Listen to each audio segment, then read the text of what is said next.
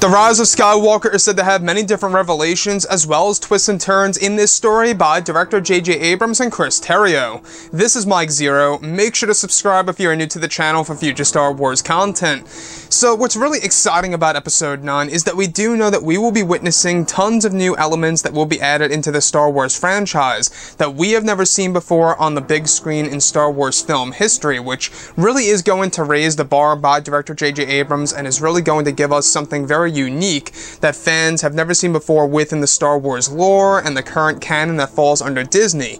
Now, these past couple of weeks or so, we've been learning a whole lot more about this film, and when it all comes down to one of the plans by Disney, Lucasfilm, JJ, and even George Lucas, this is where things begin to get very intriguing for Episode 9.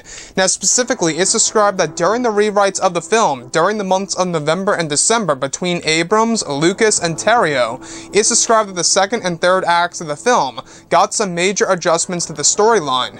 It's described that part of George Lucas's plan during the rewrites was by including the element of resurrection that would be used in the third act of the film, for that would actually have a major effect on two of the major characters. It's described that the resurrection aspect of the story will be geared towards one legacy character and one sequel trilogy-based character that is hinted to be Kylo or Rey for the sequel characters, whereas the legacy characters are hinted to be Palpatine or Luke Skywalker. It's said that this plays a major role during the final scenes of the film and will change Star Wars lore as fans know it.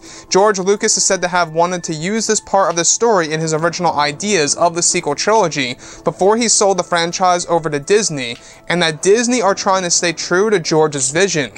So let's go over a couple of parts about this. Now, I don't know about you guys, but resurrection is a huge deal, not just overall and in general, but it's also a big deal for it to be a part of a franchise just like Star Wars. Now, this is something that George Lucas wanted to implement in his original sequel trilogy before he sold the franchise over to Disney way back in, I believe it was 2010 or 2011 if I'm not mistaken. You know, it might have been 2012 is when he sold it over, and that whole entire deal is when George Lucas was put to the wayside. He was not able to offer any of his ideas or even offer any kind of support to The Force Awakens, let alone The Last Jedi. But now coming into Episode 9, since this is the end of the Skywalker saga and following the backlash of Episode 8, Disney, Lucasfilm, JJ, and Chris Terrio, they were begging George to come back. They needed his help, and they even needed his insight on how this whole entire franchise should really end when it's all based within the Skywalker saga. So let's go over the concept of resurrection and how this is going to be applied. Now, George Lucas actually was said to be a part of the rewrites during those months of last year, where George was actually said to include the idea of resurrection to two different characters, one of which associated with the sequel trilogy-based characters, whereas the other one of which is associated with the legacy characters. So like I say, this could either be Rey or Kylo, or Luke and or Palpatine. Those are our four big candidates right now of who is going to be resurrected on each side. Now, resurrection, alright, I think it definitely does follow the leaks that we have been talking about for a couple of months now, that one of the sequences actually does in fact involve the spirit of Sidious entering into the Dark Acolyte's body. Now, though that isn't necessarily the real Palpatine being resurrected back to normal again, at the same exact time, we have also heard about Kylo Ren dying and becoming Ben Solo once again alive and well as a good man through the use of Luke Skywalker's Force Ghost, bringing him back to life. So that could very well apply to Kylo Ren. So you can really see how all the dots are starting to connect here with Episode 9 and what JJ is really trying to do to create a reverse ending of Return of the Jedi. Now, a lot of people are wondering on whether or not Kylo Ren is going to die.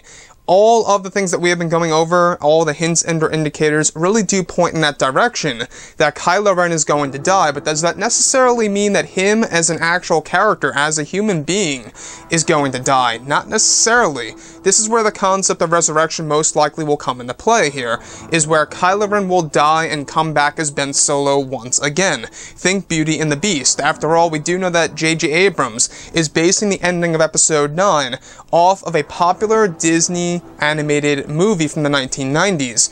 And what better one to think about than Beauty and the Beast, where the Beast dies and becomes a handsome man, and that's exactly what we see.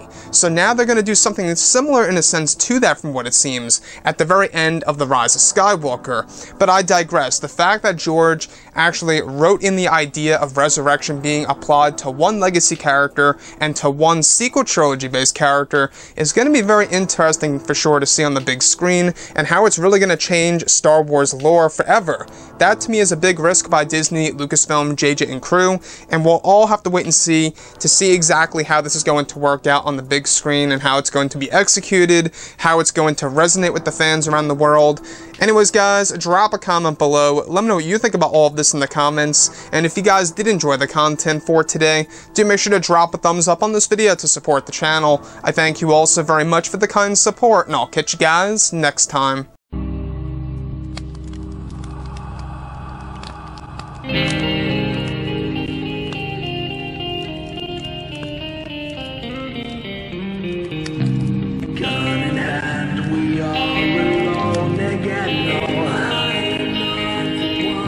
From night to moon, we hear them moans again. No.